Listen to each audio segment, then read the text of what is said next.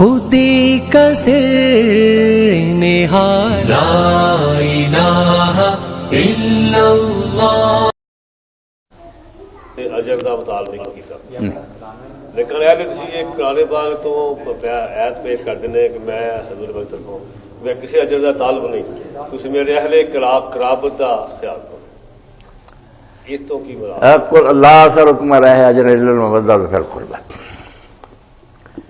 بالکل اس کے بارے میں ریاض صاحب یہی لوگ کہتے ہیں عام طور پر کہ آپ نے فرمایا میں اپنی نبوت کا کوئی اجر نہیں چاہتا مگر میرے خاندان سے محبت کرو. اب پھر مراد اس سے لے لیتے ہیں کہ خاندان. لوگوں نے پوچھا کون سا زکا علی فاطمہ حسن اور حسین.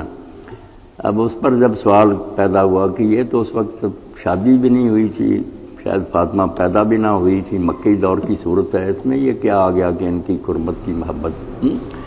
تو پھر بعض لوگوں نے کہہ دیا یہ آیتیں مدینے کی ہے مگر درج ہو گئی ہیں مدنی صورت مکی صورت میں طرح طرح کے شوجے.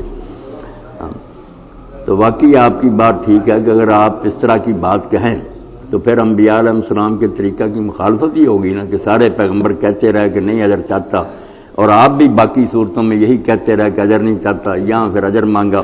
اور اجر بھی وہ کنبہ پروری جس کو لوگ کہیں گے بس اپنے خاندان کی گدی بنا دی.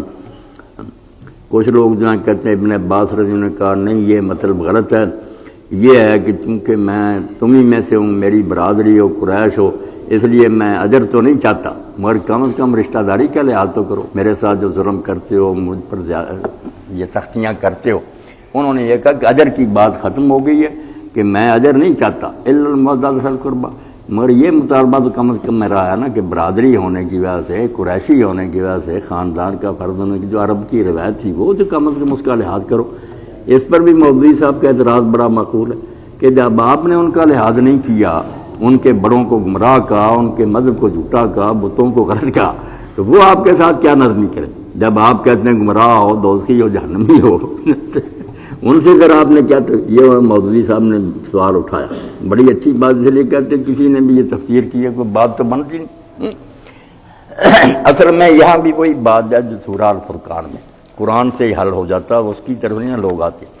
یہ اجر نہیں، یہ کہا کہ میں کیا چاہتا ہوں، اس کے لیے وہاں بیان ہوا کہ میرا مطالبہ تم سے یہ سورہ الفرقان.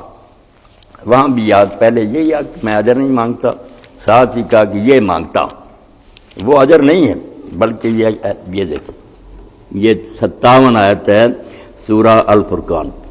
قل ما اسألکم علیہ من اجر، میں اس پر تم سے کوئی اجر نہیں مانگتا. اجرن بھی نہیں کہا، میں اجر کسی قسم کا کوئی اجر نہیں مانگتا. ہاں مانگتا کیا ہوں، یہ ہوتا استثناء منقطع، پچھلی بات ختم ہے، آگے ایک نیا فکرہ شروع ہو جائے.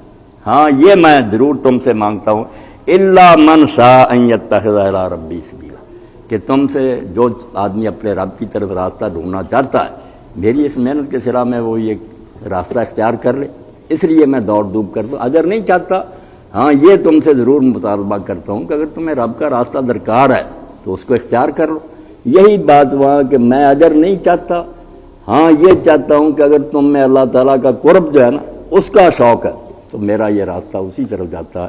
الا المودۃ فی القربہ، قریبی رشتہ داروں کی بات نہیں، اللہ کے قرب کی بات ہے کہ اللہ کے. یہ حسن بصری رحمۃ اللہ علیہ کی تفسیر ہے کہ اگر تمہارے دلوں میں یہی جو جہاں کرا کہ جس کے دل میں یہ شوق ہے کہ اللہ کا راستہ اختیار کرے تو اس کے لیے یہ موقع ہے. یہی بات وہاں کہی گئی کہ ہاں کچھ آدمی چاہتا کہ اللہ کا مقرب بن جائے، اس کا قرب حاصل کر لے، یہ شوق اس میں ہے تو اس کے لیے چانس ہے نا. یہ دنیاوی اجر یا نبی کا دنیا کا اجر ہے، اس سے بالکل الگ بات ہے کہ یہ تو میں نہیں چاہتا، البتہ یہ میں ضرور چاہتا ہوں. آیت نمبر لکھ لینا سورہ فرقان 57. کہ اجر نہیں چاہتا الا من شاء ان یتخذ سبیلا الی ربی سبیلا. 57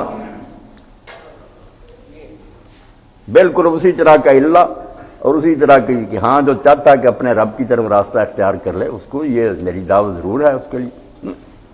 سبحان ربك رب العزة عما يصفون وسلام على المرسلين والحمد لله رب العالمين وصلى الله على سيدنا محمد